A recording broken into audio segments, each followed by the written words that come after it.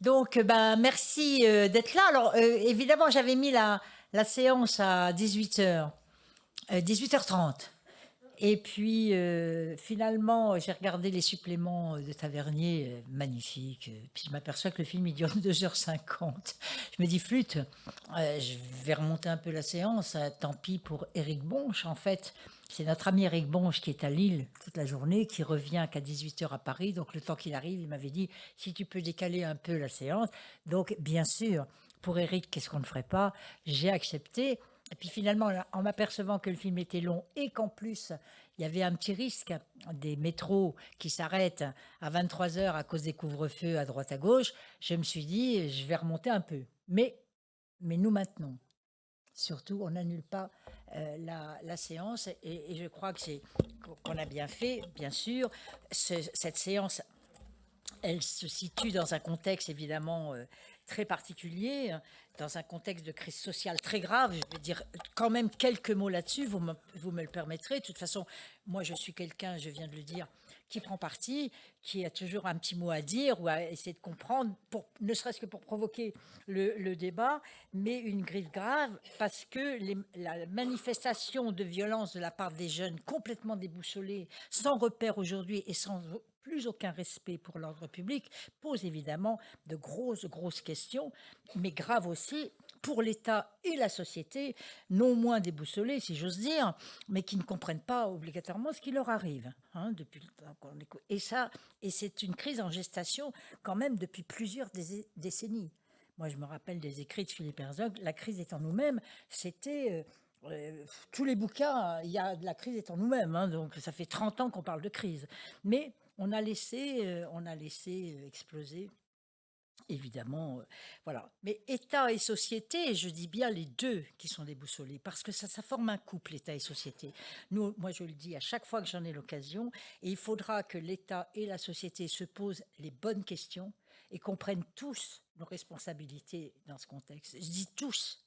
Il n'y a pas les mauvais là et puis les bons là-bas. Non, on est tous porteurs quand même de quelque chose parce qu'on vit dans la même société et donc on l'a bâti et on a les résultats. Alors il y en a qui se battent plus que d'autres, il y en a qui sont plus engagés que d'autres, évidemment. On met jamais tout le monde dans le même sac, c'est très complexe, mais quand même. Donc, mais je pense que déjà, je voudrais dire deux choses. Un, il est hors de question d'accepter la violence, et je dis d'où qu'elle vienne. Parce qu'en ce moment, on entend quand même des gens qui sont les uns contre les autres, qui défendent les jeunes, les autres qui défendent les flics. Alors, non, d'où qu'elle vienne, la violence, évidemment, il faut la punir. Et après, en ce qui concerne les jeunes, en tout cas, il faut les encadrer. Alors, il faut y a qu'à, plus facile à dire qu'à faire. Moi, je viens de l'enseignement dans l'enfance, on disait inadaptée à l'époque. C'était peut-être pas le mot qui convenait, mais enfin, ou les cas sociaux, c'était difficile parce que même quand on arrivait à les encadrer un peu dans nos établissements, quand ils repartaient chez eux, c'était pas simple, rien du tout. Bon, parce qu'il y a aussi la responsabilité des familles et des parents, c'est évident, bien sûr. Et puis, je crois qu'il ne faudra, la deuxième idée, c'est qu'il ne faudra pas déléguer les solutions à l'État ou au gouvernement. Là, non, il faut s'engager. Je ne sais pas si Claire Panot est dans la salle. Non, j'ai eu un échange avec une dame qui s'appelle Claire Panot, que je ne connaissais pas. Des échanges, elle m'en a servi des tartines pour bien me faire comprendre que les flics, ils avaient raison et que même ce pauvre policier qui a tué le jeune, c'est pas de sa faute. Alors, on a échangé gentiment, bien sûr, et finalement, à la fin, on s'est fait des amitiés. Et elle doit venir ce soir. Comme quoi, il faut dialoguer. Mais il faut participer et il ne faut pas laisser la politique aux politiciens. Moi, j'adore les politiciens dans le sens au moins, ils s'engagent. Ils ne sont pas tous bons, évidemment, mais ça se saurait sinon. Mais même, ça ne suffirait pas. Même s'ils étaient très bons, même si on avait un État vertueux, ça ne suffirait pas si la société délègue et laisse faire. Donc, elle a sa part de responsabilité. Et moi, je dirais d'un mot, il faut revivifier, bien sûr, la démocratie. Notre démocratie est très malade. On a l'habitude de tout déléguer, puis après de râler. Mais c'est pas que les jeunes, là, c'est de la violence. Mais nous, on râle tout le temps aussi. Une réforme en vue, hop, on est dans la rue, on manifeste. Enfin, on en a discuté, que ce soit toutes ces dernières années, quand même, on a été servi de ce point de vue-là. Alors, on a fait une conférence il n'y a pas longtemps, vous vous souvenez? C'était à la Poste, pour ceux qui y étaient, comment réactiver la pensée politique. Philippe, depuis, il a fait un gros papier que vous avez reçu aussi, mais que si l'avez perdu de vue, vous pouvez me le demander. Et puis, ça suivait, bien sûr, un petit bouquin sympa, petit mais dense, sur les failles de la raison pour un nouveau discours de la méthode. C'est-à-dire, on essaye quand même d'essayer non seulement de comprendre ce qui se passe, de remonter loin dans le temps, et puis d'articuler les enjeux philosophiques, économiques, sociaux, éthiques et politiques, parce qu'il n'y aura pas, la dame, elle me disait, la fameuse Claire, heureusement on a le social et le juridique. Si on avait que ça, mes chers amis, ça ne marchera pas. Parce que le social, justement, à force de penser qu'on a des droits, des droits, des droits, puis jamais de devoirs, et puis jamais être obligé de produire, de faire de l'économie, d'avoir aussi de l'éthique derrière, et puis de penser un petit peu tout ça dans une vision globale, parce qu'on n'est pas tout seul au monde, et on doit s'ouvrir, et l'altérité, c'est une épreuve, on le sait, nous. L'altérité, c'est une épreuve, on a du mal à accepter la différence, et pourtant, on est dans le même monde, il faudra qu'on vive ensemble. Donc, on va poursuivre, bien sûr. Et puis, on va, pourquoi pas, penser, organiser une conférence à la rentrée ou un peu plus tard. On va se donner un petit peu de temps de la réflexion, du débat, avec un film sur, justement, les crises sociales. Alors, pas obligatoirement en France, hein. Je pense à Ken Loach. J'ai interrogé Philippe. Il y a des très bons films, oui, mais en Corée aussi. Vous savez, les Coréens, je ne sais pas pour ceux qui connaissent, qui découvrent le cinéma coréen, ils se regardent pas le nombril, hein. Ils sont en train de, enfin, ils regardent leur société et puis ils la dénoncent quand il le faut et puis ils travaillent dessus, quoi. Donc ça, c'est très intéressant. Alors ce soir, on a tenu à se retrouver, bien sûr.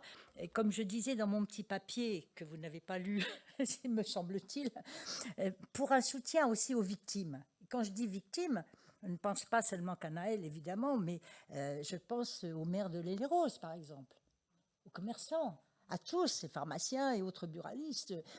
Oui, il y a des victimes des violences faites par les jeunes. Et il faut quand même qu'on s'y intéresse aussi. Et le maire de l'Île-et-Rose, parce que je me suis interrogée, est-ce qu'on maintient la conférence ce soir? Je me suis dit, lui, il est debout dans sa mairie. On va pas quand même, nous, aller se coucher ce soir, hein, dans nos maisons alors qu'il est debout dans sa mairie. On va être debout dans la salle de la FNTP. Enfin, assis, c'est mieux pour regarder un film. Voilà, donc on a la volonté, bien sûr, de faire face et surtout, on a l'envie encore d'échanger pour poursuivre cette belle initiative du cercle cinéphile. Alors c'est pour ça qu'on est réunis. Quelques mots là-dessus, puis après vous direz ce que vous en pensez. On l'a créé en février 2022, c'est récent. Mais enfin, on vient de loin, hein. Ce cercle, il n'est pas né comme ça par hasard. Il vient d'un partenariat très lourd qu'on a depuis 20 ans avec l'Europe autour de l'Europe. Il vient d'un festival que j'animais sur un festival eurafricain cinéma. Et puis, il vient d'une histoire, évidemment, de confrontation Europe où les conférences, quand on allait dans les pays d'Europe ou qu'on organisait des séances à Bruxelles ou à Paris, elles étaient suivies déjà de films. Donc, on a essayé de donner à voir et à comprendre à travers l'image, évidemment, déjà notre Europe, mais aussi son ouverture au monde et aussi les enjeux, les sujets d'actualité qui traversent évidemment le monde. Et me fait rajouter Philippe l'autre jour, et pour mieux nous comprendre nous-mêmes aussi, dit-il. Donc un cinéma, pas introspectif, mais un cinéma qui nous permet de réfléchir sur nos identités, sur nous-mêmes et sur notre rapport aux autres. Alors on a fait 13 séances, hein, avec quelques soirées dans le cadre du festival d'Irena, qui est en Serbie actuellement, et on a eu des films formidables et des débats. Je ne vais pas vous rappeler toute la liste des films, je vous enverrai tout ça, mais par contre, on a voulu quand même traiter à travers les films qu'on a montrés les enjeux de l'immigration des Juifs pendant la guerre. Vous vous rappelez de Welcome in Vienna, on n'était pas nombreux, hein. C'était la première séance après la création du cercle, un film, pour ceux qui ne l'ont pas vu, regardez Welcome in Vienna, c'est magnifique sur les airs de Schubert, c'est la rhapsodie de Schubert, c'est sublime carrément. On a fait évidemment le soutien aux femmes d'Iran avec une très très belle soirée, inoubliable, m'ont écrit certains d'entre vous. On a fait une soirée sur la monnaie, essayer de comprendre les enjeux économiques, le rôle de la monnaie dans les crises financières avec le merveilleux John Ford derrière et la crise de 29. On a traité du génocide en Arménie, on parlait de l'Arménie, plusieurs fois l'Arménie, il y aura encore une séance au mois de septembre, j'y reviendrai. Le rapport à la nature, plusieurs fois, avec Dersouzala, avec l'étreinte du serpent en Colombie, les inégalités entre l'Europe et l'Afrique, avec des soirées sur l'Afrique. Là, je regarde Benoît parce qu'il connaît bien, lui, toutes ces questions euro-africaines. Le nucléaire, bien sûr. Là, j'ai regretté que tu ne sois pas venu, Benoît, parce que toi qui t'interroges sur la technologie, franchement, on a eu des soirées sensationnelles. Et la soirée atomique ici a été pleine, nombreuse et très intéressante, faite de découvertes pour les gens dans la salle qui ne savaient pas les applications de la radioactivité ou du radium dans les différentes activités humaines et de la vie. Donc c'était sensationnel, c'était formidable. On avait des grands médecins d'ailleurs, radiologues de l'Institut Marie Curie, bonsoir. Et puis quelques soirées plus typiquement cinéphiles, sur Rossellini, sur Mizoguchi. Donc oui, un vrai ciné-club, vous direz, comme Éric Bonch, encore lui, et qui plaît beaucoup, puisque je peux vous dire quand même que plus de 2000 personnes sont passées. Moi, je disais 1000. Je vous ai écrit en disant nos 1000 amis. On va inviter nos 1000 amis ce soir. Eh ben non, c'est presque 2000 qui sont venus dans les différentes séances depuis la création du cercle. Donc on est très contents. Alors, bien sûr, on veut poursuivre, on a envie de poursuivre, il faudra s'en donner les moyens. Je vous poserai quelques questions après. Mais on va déjà poursuivre sur l'Europe, puisque l'Europe n'était pas à nos programmes finalement, avec De Oliveira au mois de septembre, le 11, au Touquet cette fois-ci, parce qu'on va décentraliser le cercle avec le mouvement européen du Touquet. Donc pour ceux qui ont envie de se payer un petit voyage à la mer, ben vous viendrez aussi à la conférence sur l'Europe face à ses choix. Donc on fera guerre, gouvernance, démocratie, culture, avec le film de Oliveira, un film difficile pour ceux qui étaient à confrontation, l'ont déjà vu, un film parlé où on a des femmes de 8 pays d'Europe différents qui ne parlent pas la même langue, qui montent sur le même bateau, mais qui échangent et parlent avec leurs mains quand même, et se comprennent. Bon, voilà. Et puis, elles parlent de l'Europe, de sa force et de sa décomposition peut-être. Donc, c'est très intéressant. C'est pas parce que je vous dis ça que vous allez comprendre le film. Il faut le voir, de toute façon. Et puis, bien sûr, la découverte d'autres grandes régions du monde, puisqu'on a déjà fait l'Iran, la Colombie, Russie-Ukraine, une soirée pour moi inoubliable d'émotion, avec les Russes qui ont chanté des chants ukrainiens en pleine guerre, en plein début de guerre. Évidemment, le Japon, Mizoguchi et d'autres. On avait fait aussi La femme insecte, pour ceux qui se rappellent, avec d'Imamura. Et puis l'Arménie, et en Afrique, et en Amérique, bien sûr, les États-Unis au cinéma avec There Will Be Blood ou d'autres. Les États-Unis, grand pays du cinéma, s'il en est, bien sûr, qu'on continuera à montrer, bien évidemment. Et puis, on va découvrir l'Australie. On a fait la Nouvelle-Zélande déjà, une vraie découverte. Et puis l'Australie, puisqu'on a fait un partenariat avec le festival Les Antipodes. Alors pour ceux qui aiment la Méditerranée, il a lieu à Saint-Tropez tous les mois de novembre. C'est pas mal non plus d'aller là-bas. Et puis bien sûr Douglas Sirk. Douglas Sirk, on devait le faire le 9 juin. Mais là j'étais vraiment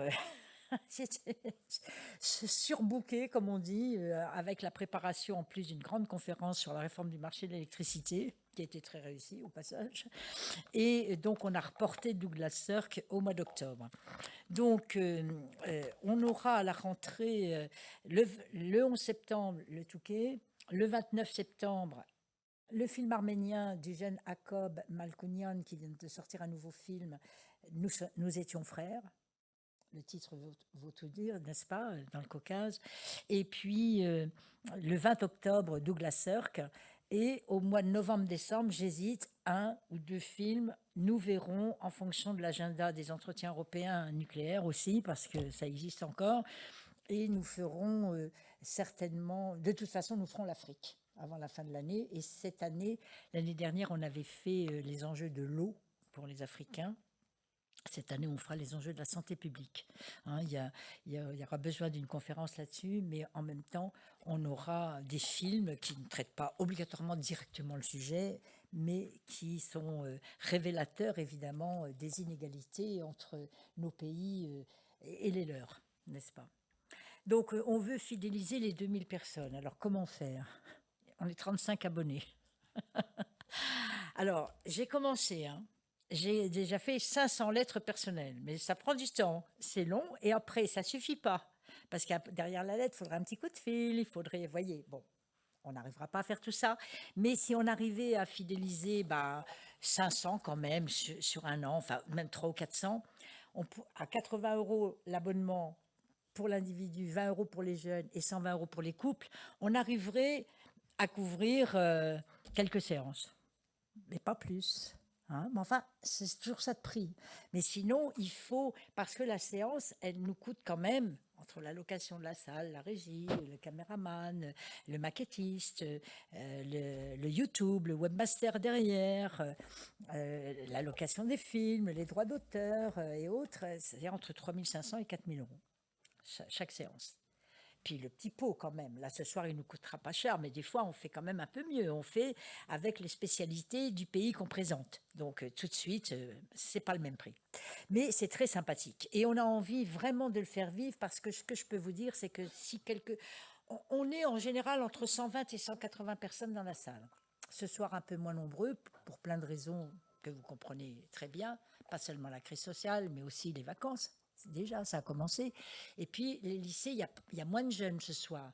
Parce que les lycées, eux, ils sont en vacances. Hein, depuis le mois de mars. Enfin, on a eu la chance de les avoir quand même un peu au mois d'avril. J'exagère. Mais enfin, depuis longtemps. Ils sont en vacances depuis longtemps. Mais on peut travailler aussi avec les jeunes des universités. Parce qu'ils sont intéressés. Je vous en dirai peut-être un petit mot après. Alors, on voudrait bien fidéliser déjà ceux qui connaissent, qui sont déjà venus au moins une fois, ou bien essayer d'élargir aussi, parce que ceux qui sont venus, ils ont le droit d'inviter des amis, hein, et pour leur faire découvrir un peu la qualité de ces séances. Et puis nos partenaires, quand moi j'envoie une invitation, moi j'ai 14 000 mails dans mon réseau, donc j'envoie à tout le monde, mais on a vite fait le tour des 14 000. Donc il faut que chaque partenaire qui a son réseau de 300, de 2000, de 3000, s'il a envie, il peut relayer. Et là, vous allez voir, ça va vite. On peut faire, évidemment, on peut faire des petits, comme on dit. Alors, au niveau des jeunes aussi, on a eu la chance d'avoir pendant un an les jeunes de l'UPEC, l'université de Créteil. Frédéric est ici. Ça s'est bien passé, on va dire comme ça. C'était problématique. Enfin, c'était très bien et en même temps, on n'est pas allé, on est un peu frustré. Voilà, moi je le dis comme je le pense. C'était très bien parce que d'avoir tous ces jeunes là dans la salle, c'est vrai que c'était pas les mêmes salles. Mais en même temps, on s'est aperçu que ces jeunes, qui sont pourtant en formation avec des professeurs formidables, parce que moi, pour connaître Zora et Frédéric et faire des colloques avec elles, je peux vous le dire, qui quand même étaient très courts hein, du point de vue des connaissances économiques, historiques, politiques, etc. L'Europe, n'en parlons pas, connaissent pas, hein, et le monde ailleurs. Donc, on s'est dit, flûte, il y a de quoi faire. Donc on était très contents qu'ils soient là. Alors ils ne comprenaient pas tous ces jeunes, mais pour quelques-uns d'entre eux, en tout cas, chaque soir, ils nous disaient, oui, on a des questions, mais on n'ose pas les poser obligatoirement devant les autres. Et on avait proposé, on n'a pas pu le faire malheureusement, mais de prolonger les séances de cinéma dans un jeu de questions-réponses à la fac, à l'occasion d'un cours ou à l'occasion d'une rencontre qu'on aurait pu organiser sur place. Ça n'a pas pu se faire. Et en plus, comme évidemment nos films, c'est pas les films, c'est pas, comment j'allais dire, Iron Man, j'adore Iron Man, hein, ceci dit. Mais enfin, c'est des films compliqués, c'est des films de grands maîtres, c'est des films qui touchent à des sujets de société durs, difficiles, des réalités quelquefois crisiques, de guerre, etc. On s'est quand même fait interpeller par les parents, j'allais dire des élèves, mais des étudiants qui sont majeurs, que nos films étaient violents. Alors, j'étais très surprise parce que pour moi, Scream, c'est violent. Mais le diable n'existe pas de Rassoulov, c'est pas violent. Mais, or, les étudiants, ils nous expliquent, et les parents très bien, c'est que la violence de Rassoulov, c'est vrai. Alors que Scream, c'est pas vrai. Voilà ce qu'on nous dit. Alors moi, je suis quand même très, très surprise. Alors, on ne veut pas regarder la réalité en face, quoi. ou lire. C'est-à-dire que la peine de mort dans des pays qui touchent les jeunes filles, qui ont l'âge de ma petite fille ici présente, eh ben, ils ne veulent pas savoir. Et ça leur fait peur, en fait. Et donc, ils ont interpellé le directeur de l'école, de l'université, pour dire on ne sait pas si on continuera. Alors, évidemment, hein, Frédéric, vous la connaissez, enfin, peut-être pas assez, pas comme moi, mais en tout cas, bon, elle s'est battue, elle est allée le voir. Bon, on n'a pas dit notre dernier mot, d'abord, sur le futur, mais en plus, elle fait partie de la Biennale de l'éducation au mois de septembre. Elle m'a invitée, on va parler de notre cercle cinéphile. Voilà, ça se passe à l'Institut catholique de Paris au mois de septembre. Donc, évidemment, j'ai dit oui. Et on ira expliquer ce qu'on a envie de faire et pourquoi il faut le faire. Voilà. Bon, mais c'est pas évident. Alors, en même temps, ça dépend des élèves, ça dépend des enfants, ça dépend de tout, hein, parce que les lycéens, ils ont primé le film de Rassoulov à Paris cette année, comme le meilleur film de l'année. Alors, vous voyez comme quoi c'est quand même complexe, hein. Voilà. Alors, on veut quand même aller vers les lycées. Alors, Eric n'est toujours pas arrivé, mais Eric, lui, il était le recteur de plusieurs, de tous les instituts et écoles catholiques de Paris. Et il connaît plein de monde, évidemment. Je vois Annie Hall, elle est où? Là, dans la salle. Et donc, on travaille ensemble depuis des années, mais là, on a décidé de concrétiser un peu notre partenariat et donc d'aller vers les lycées qu'il connaît. Et j'ai déjà un rendez-vous avec un ou deux lycées. Et puis, les grandes écoles, moi, je travaille beaucoup avec les jeunes qui sont des jeunes ingénieurs en formation, que ce soit des arts et métiers, que ce soit à l'ENS, à la Sorbonne ou à Sciences Po. Je viens de les emmener visiter le centre de gestion des déchets nucléaires à Bure avant-hier. Ils étaient 12, ils veulent tous venir au cinéma. Sauf que quand on a regardé les horaires, le jour, les sujets, ils ne pouvaient pas parce qu'ils étaient en stage, ils étaient loin. Il fallait qu'ils repartent dans leur commune. Il y avait le couvre-feu là-bas, donc ils n'ont pas pu venir. Bon, ils sont peut-être sur le Zoom, hein. Coucou les gars. Donc, vous voyez, c'est pas simple, hein, c'est pas simple de fidéliser les gens, mais on va essayer parce que le cinéma, c'est aussi c'est de l'éducation. Faut pas tricher, hein, c'est de l'éducation et évidemment, c'est un peu plus que ça même, hein. Si on veut refonder notre démocratie européenne, le cinéma, ça peut y contribuer aussi. Jean Douché, lui, il l'avait défini comme l'art d'aimer. L'art d'aimer, c'est le titre de notre séance ce soir, évidemment. L'art d'aimer, parce que quand on regarde un film, on vient pas là dire c'est bien, c'est pas bien, c'est beau, c'est pas beau. Non, on vient essayer de comprendre ce que le cinéaste il a voulu nous faire partager. Et c'est l'art d'aimer, c'est dans la critique, dans les ciné-clubs, évidemment, aller un peu plus loin que l'image et de comprendre, je l'ai déjà dit tout à l'heure, nous-mêmes, les autres, etc.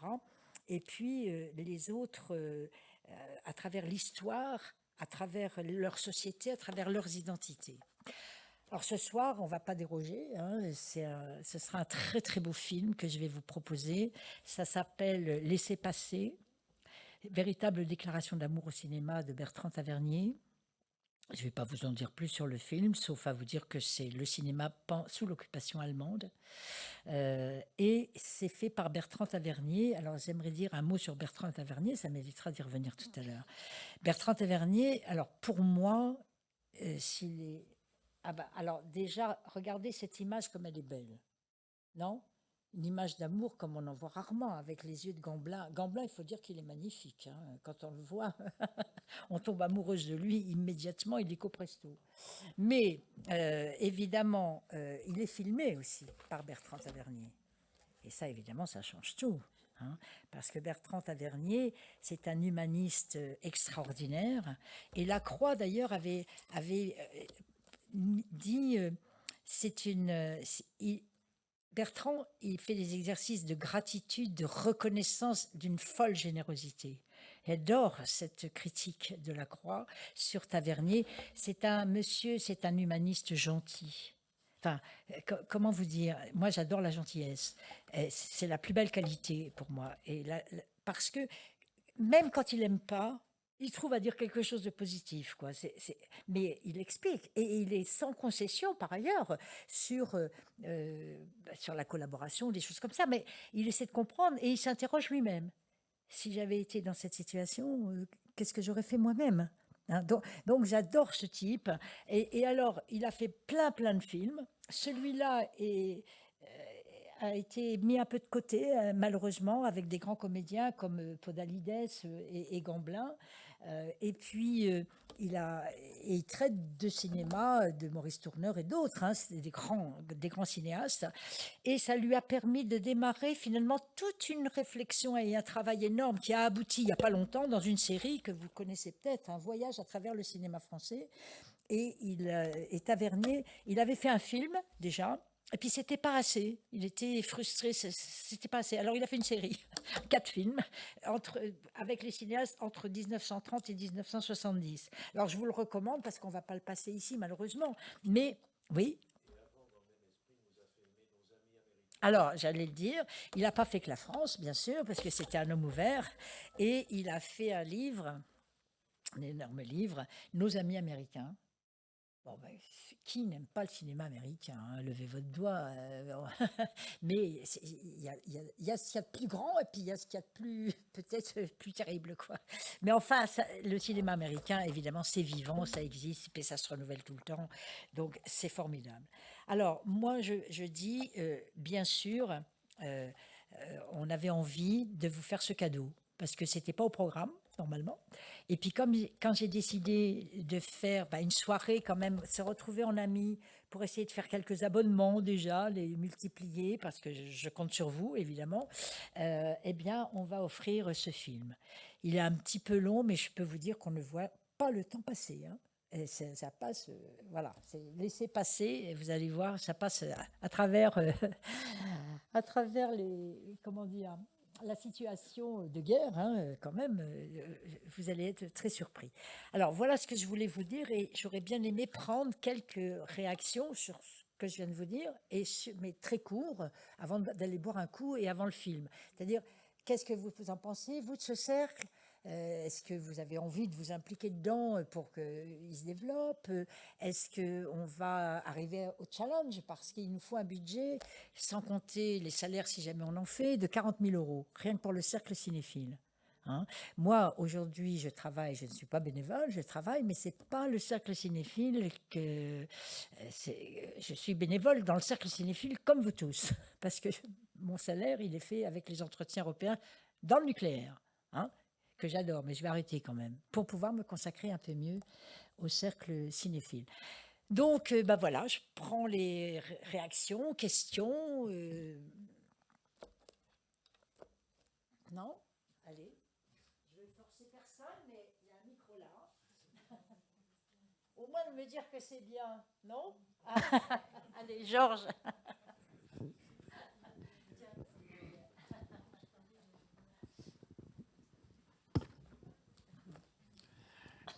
Bravo pour ce que tu fais. Hein. Je pensais à deux choses là. D'abord, le lien avec les jeunes Européens, avec le mouvement des jeunes Européens. Il faudrait essayer d'en parler. Hein. Et c'est un mouvement qui dépend du MEF, hein, du mouvement européen France, auquel moi je milite un peu depuis longtemps. Et donc c'est une idée, est-ce qu'il n'y a pas une possibilité d'avoir des échanges avec eux à partir de films sur l'Europe ou voilà. Et la deuxième idée qui me vient comme ça brutalement, c'est tous ceux qui sont passés dans les prépas. Dans les prépas, on a besoin de sortir un petit peu de temps en temps, hein, parce que on en a jusque-là, jusque-là. Et pourquoi est-ce qu'il n'y a pas un tour des prépas pour les prépas privés, publics, etc., pour viser le fond de la jeunesse, hein, notre avenir, notamment européen, mais pas uniquement.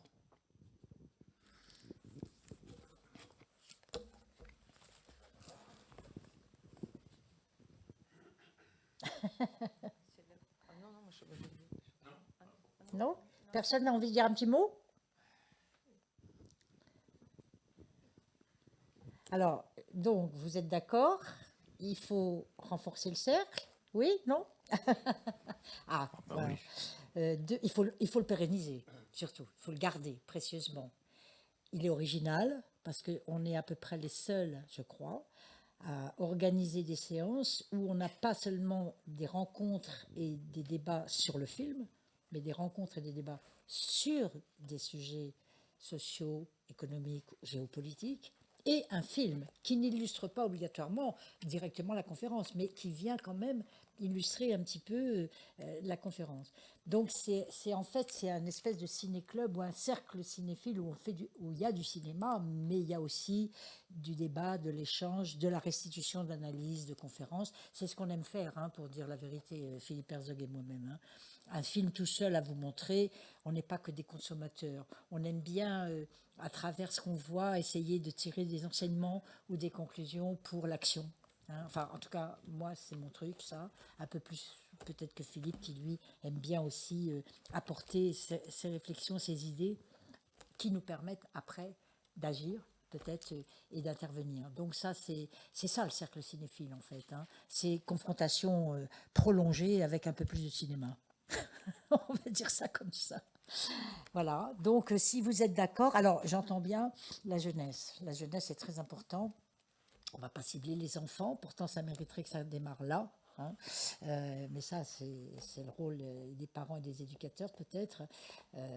Et je le disais, par exemple, pour l'énergie, dès la maternelle. Hein.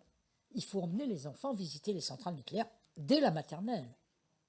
De toute façon, c'est le meilleur âge. Ils ne sont pas encore formatés avec des idées toutes faites. Et donc, ils voient, ils regardent, ils savent que quand on appuie sur le bouton, ah, ça marche, mais ils savent pourquoi. Hein. Donc ça, je trouve que c'est formidable. Mais ça, ce ne sera pas notre rôle, évidemment. Hein. On va cibler les étudiants un peu plus âgés. Alors, le mouvement européen, moi, je les connais bien, les jeunes européens. Je suis allée faire plusieurs débats. Ils ont leur propre agenda, ils ont leurs propres initiatives, leurs propres activités. Il faut voir si le cinéma peut en intéresser quelques-uns à l'intérieur ou pas, mais faire un partenariat avec les jeunes européens, ce sera compliqué. Je le dis par expérience, mais peut-être je me trompe. Hein, peut-être je me trompe. Encore faut-il faire la démarche. Hein. Mais notre cinéphile, notre cercle, c'est open world.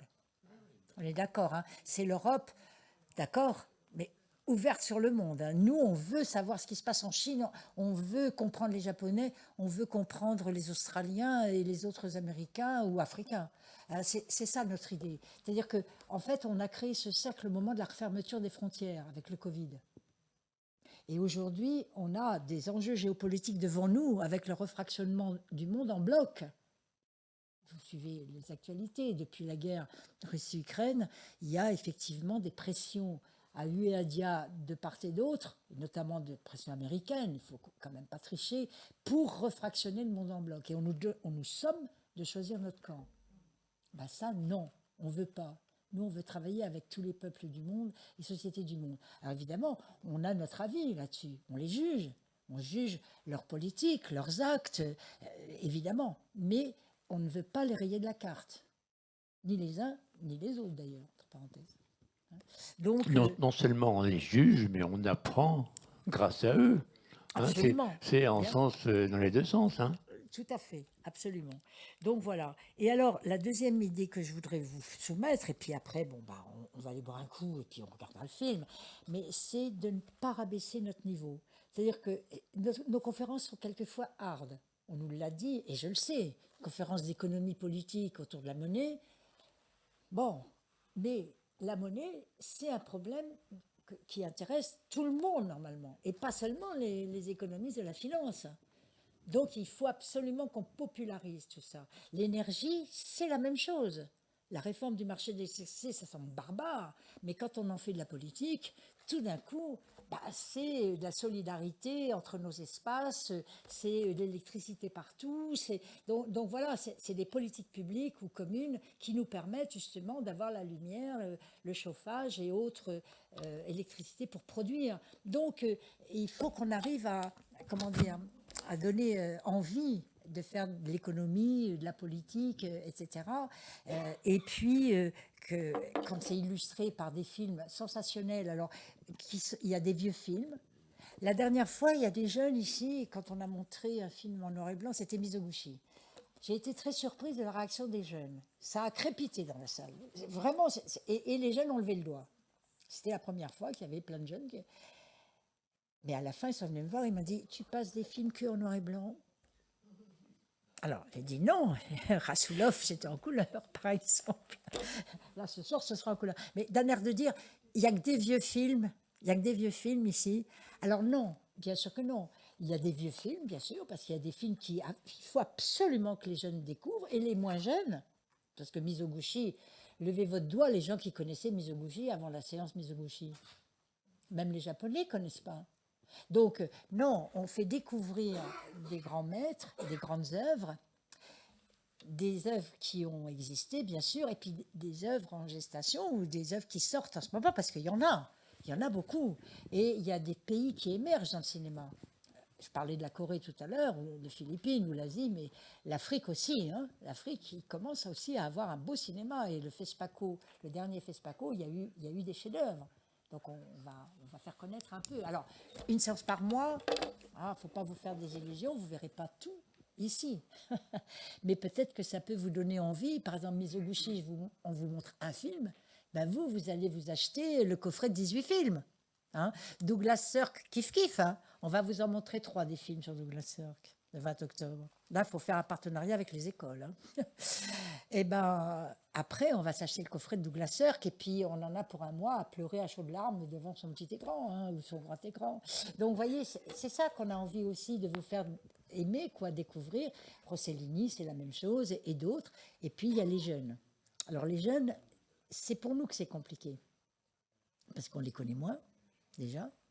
Et puis, bah, on ne sait pas, on ne sait pas obligatoirement ce qu'ils valent, quoi. Donc, nous, avec Philippe, moi, avec ma petite fille, je vais à Yerevan. Là, je vais au festival arménien au mois de juillet. On trouvera peut-être des pépites, hein, Lucille.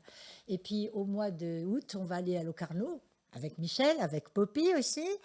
On trouvera des pépites. Ça, c'est sûr. À chaque fois, il y en a. Hein. Sur les 400 films, il y en a quelques-unes. Pas toujours beaucoup, hein, mais enfin, il y en a. Donc, on va aller à la découverte et puis on vous ramènera tout ça. Hein. On essaiera de vous faire partager tout ça. Alors, il y a un doigt qui se lève. Allons-y. Tu peux nous donner le... Ah ben voilà. J'ai tout simplement une question d'ordre pratique. En ce qui concerne le cercle cinéphile, en dehors de prendre l'abonnement, que peut-on faire pour vous aider?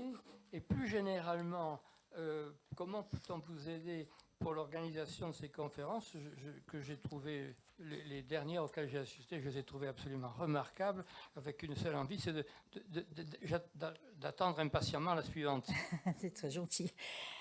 Alors, il y a 2 questions dans votre interpellation. C'est bon, l'abonnement, vous avez entendu le monsieur, hein, faut le prendre. Bon, mais il y a surtout, comment dire, je ne sais pas dans quel milieu vous évoluez, mais vous avez certainement des amis ou des réseaux d'amis. Annie, ça j'en suis sûre, parce qu'elle est professeure, elle est dans un lycée. Donc là, on peut peut-être, sans tout viser, parce que vous avez vu, on a une salle de leçons, de toute façon, quand on la remplit, c'est déjà pas mal. Mais on peut, comment dire, fidéliser des associations. Georges nous propose le mouvement européen, mais ça peut être un lycée. Voilà, ça c'est vous qui pouvez m'aider là-dessus. Par exemple, Éric Bonche, là-dessus, il a été formidable parce que on échange des réseaux et donc faire connaître auprès de vos amis. C'est de bouche à oreille aussi que ça se connaît, ce cinéphile et ce cercle. Et quand les ciné-clubs marchent très bien, que les cercles cinéphiles marchent très bien, je peux vous dire qu'on en parle pendant des années. Hein. Philippe, il me parle encore du ciné-club quand il avait 25 ans, lui, qu'il avait à la... comment elle s'appelait, cette petite rue derrière où tu allais tous les mardis soirs? Voilà, le studio Parnasse. Ben moi, j'aimerais qu'on dise Open World dans 20 ans, vous voyez, que les jeunes ils disent, nous, on allait à Open World. Et d'ailleurs, on va créer un nouveau ciné-club parce que nous, on allait à Open World et je peux vous dire, on a vu ça, on a vu ça, on a vu ça. Parce que lui, il me parle encore des trucs il y a 50 ans, vous voyez. Donc, voilà, ça j'aimerais ça.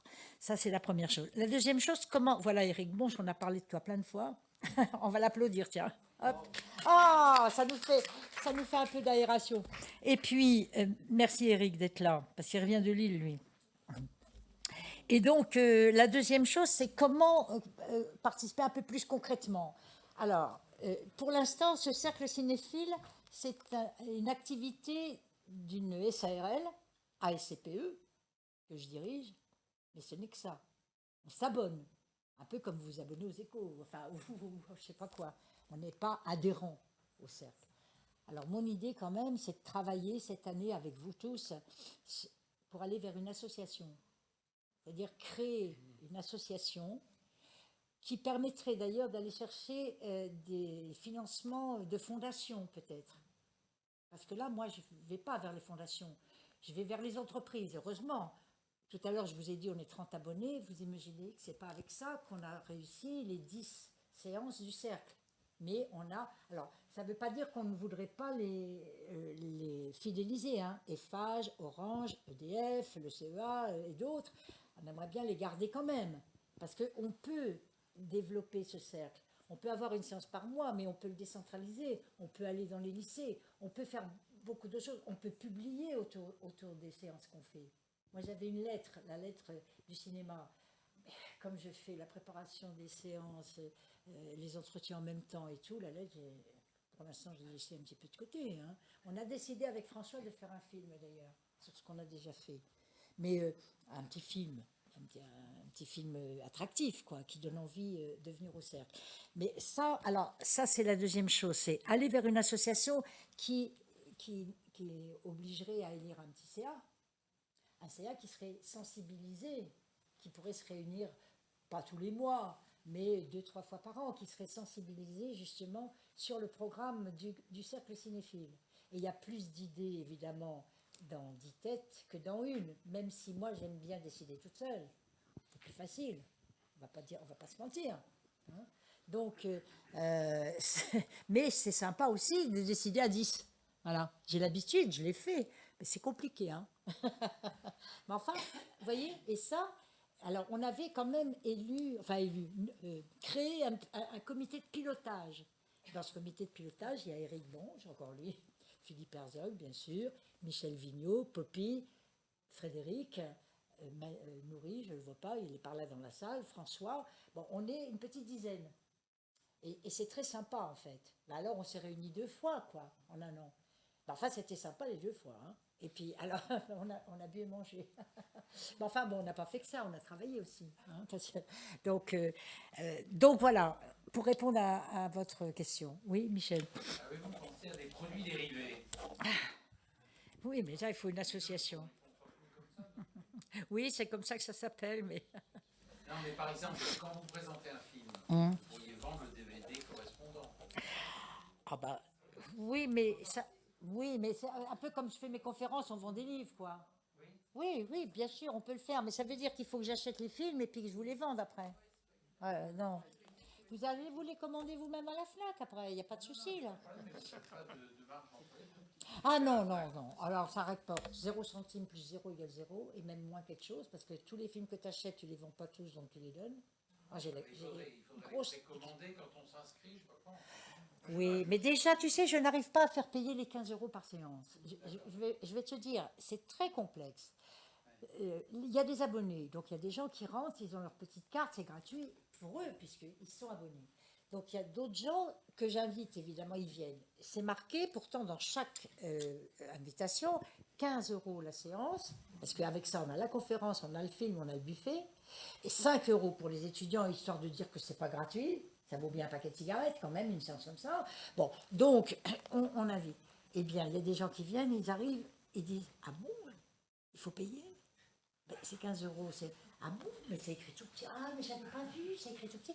Ah, mais moi, je croyais pas que c'était payant. » Puis alors, ils discutent tellement qu'au bout d'un moment, je disais « Bon, vous êtes là, entrez dans la salle. » Et la moitié, ils passent gratos. Alors, c'est pas un reproche que je leur fais, hein, je veux dire, mais parce qu'ils viennent au cinéma et comme c'est fait par nous, ils pensent que c'est gratuit. Alors, Non, mais ça, c'est le défaut de toute la société qui pense que tout est gratuit alors, et qu'il ne faut jamais payer. alors, là, par contre, j'ai besoin d'aide. Alors là, je veux bien un peu d'aide. C'est-à-dire que, alors, les jeunes, ils se battent hein, à l'accueil, mais les jeunes, ils n'ont pas l'autorité, quelquefois, qu'il faut en direction des anciens qui ont décidé de ne pas payer et de passer quand même. Bon, alors après, il y a des gens qui payent, mais ils font un peu la gueule, ils ne reviennent pas la fois d'après. Alors, vous voyez, c'est compliqué. Alors, il faut convaincre, parce que quand on explique et quand on convainc, on gagne. Mais là, il ne faut pas que ce soit toute seule. Voilà, il faut qu'on explique les gens, bah tiens, il y a une séance cinéma, ça va te coûter 15 €, mais Tu sais, si tu payais au coup, ce serait 80 la séance. Hein. Non, pour montrer que c'est une séance qui a de la qualité, ça ne se chiffre pas. C'est 15 € parce que si on faisait payer les 200, ça paierait la soirée, effectivement. Mais on ne le fait pas. Hein. Donc, on a calculé quand même sur cette base-là. Et après, on ne peut pas faire payer les séances de cinéma parce qu'on est en concurrence. Alors, UGC, vous avez vu, hein. Alors, c'était 5 €, on baisse à 4. Alors, difficile. Bon, ils font pas de conférences, hein, et ils offrent pas à manger non plus, hein, sauf au Balzac. Bon, mais voilà, donc effectivement, les produits dérivés, je suis pas très pour, sauf exception. On a fait Derceau aux Alas. J'ai fait venir Yves Gauthier, qui avait traduit le livre du grand scientifique russe. Le bouquin valait 25 €. J'avais pris 20 livres. Le libraire m'a dit, et même Yves, il m'a dit, si tu les vends tous, ce serait extraordinaire. On a tout vendu. On a fait une vente signature. Bon, Philippe, on a fait autour de son bouquin, Les Feuilles de raison. La première fois, on était 200 là-dedans, il a vendu son bouquin. Bon, oui, ça, on sait faire. Ça, on sait faire. Un film, on peut faire ça aussi. Je ne sais pas si Jacob Melconian aurait envie de vendre ses films. S'il a envie, on le fera, évidemment. Hein. Mais après, les films grand public qu'on peut trouver à la FNAC ou n'importe où ailleurs, ils iront quand même se les acheter. Et puis moi, je préférerais, par exemple, comme je disais tout à l'heure, je montre Mizoguchi. Bah, quand vous sortez, vous allez acheter le coffret des autres films de Mizoguchi. Moi, j'ai tout gagné, là. Il fait des adeptes du cinéaste japonais. C'est ça aussi l'idée. Et puis, vous sortez de là, vous adhérez dans un parti politique ou dans une association militante et tout, j'ai tout gagné aussi parce que moi, je suis pour l'engagement. Je ne vais pas vous faire adhérer à Confrontation Europe, je ne suis plus président. Mais hier, j'aurais fait ça. On aurait fait ça. Là, je ne vous fais pas adhérer à SCPE, c'est une société, c'est une petite SARL. Hein. Mais je retiens. C'est comment votre nom? C'est votre Louis Brousse. Louis Brousse, c'est vous. D'accord. D'accord. Eh bien, moi, pour l'association, est-ce que vous êtes d'accord pour qu'on aille vers ça? On peut prendre la décision ce soir. Non, tout à fait, ça me paraît absolument évident. Bon, je suis malheureusement très âgé. J'ai eu dans mon activité un réseau qui n'était pas sans intérêt. J'avais des contacts avec la plupart des entreprises, y compris les multinationales, et j'avais des contacts personnels avec la Commission et avec le Parlement européen. Mais j'ai aussi créé et animé des associations. Et je sais par expérience que s'occuper d'une association, ça n'est pas forcément très simple. Non, dans une entreprise, le patron a au moins un pouvoir de décision. Dans une association, on est dépendant de la bonne volonté des membres. Et ce n'est pas toujours facile à gérer. Mais en tout cas, je pense que c'est une idée excellente que vous avez. Et très honnêtement, je ne vois pas comment vous pourriez faire autrement. Vous ne pouvez pas éviter de créer cette association.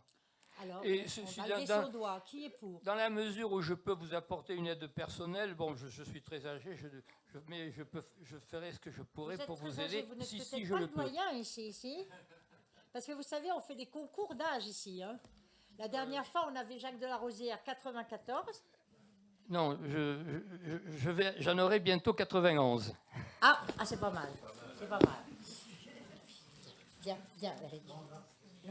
Alors, et puis on avait, alors attendez, je raconte ma petite histoire. Alors je dis à Jacques Delarosière, mon cher Jacques, merci d'être là parce que c'est un fidèle du cercle. Hein, il vient presque il n'est pas là ce soir parce qu'il est parti, peu importe.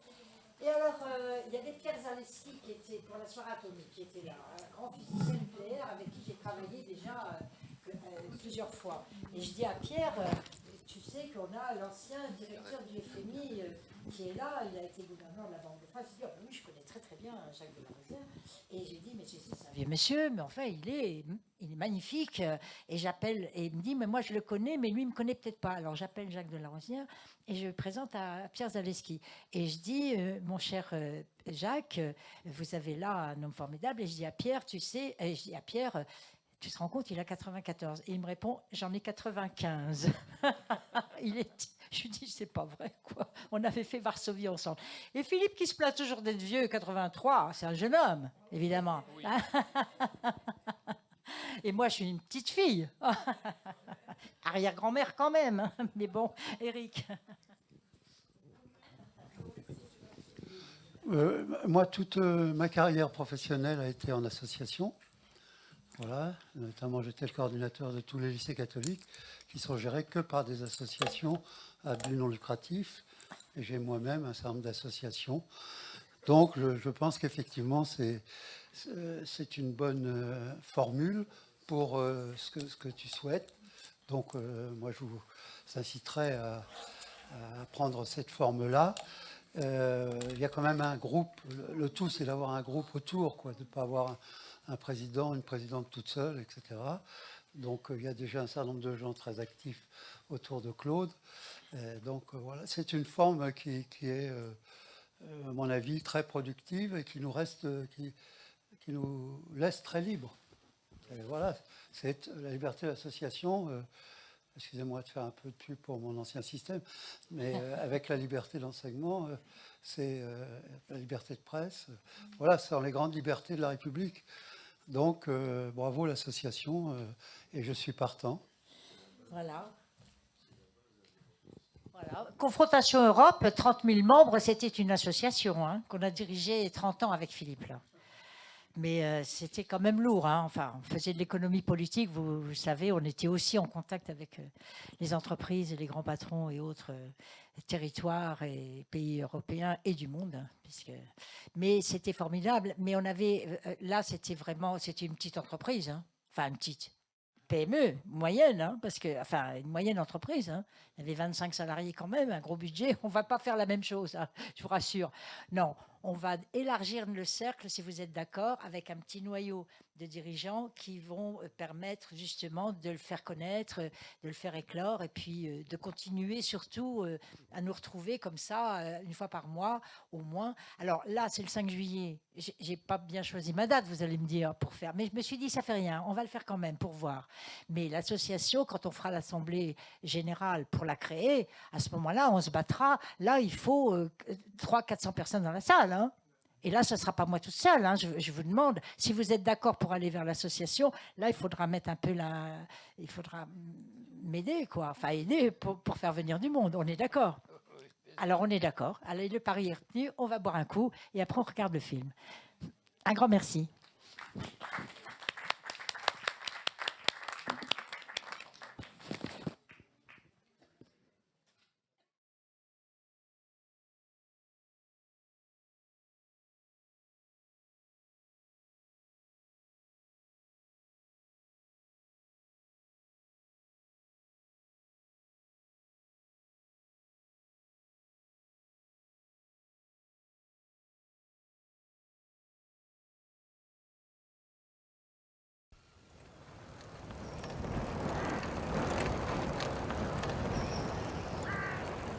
Voilà, je travaille dans le cinéma.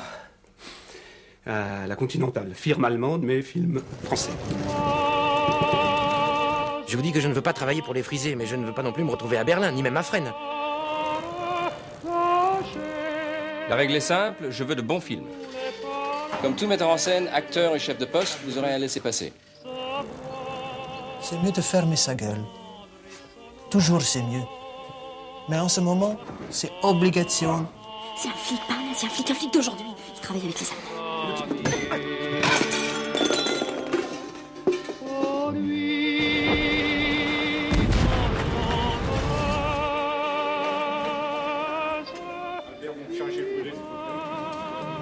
Silence, s'il vous plaît. Mesdames et messieurs, on se remet au travail et on est content. Mon chéri.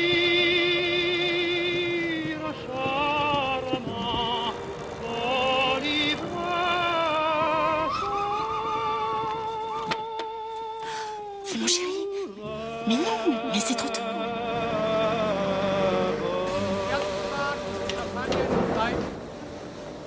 Moi, cinéma. Continental, là, studio. Continental, c'est vous, c'est allemand. C'est eux.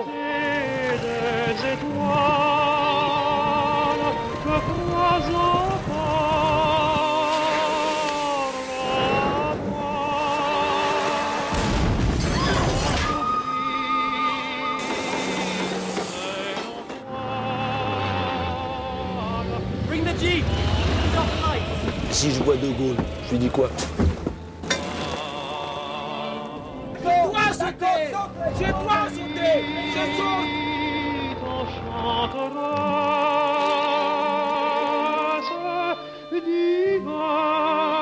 Il me manque le principal pour terminer mon travail.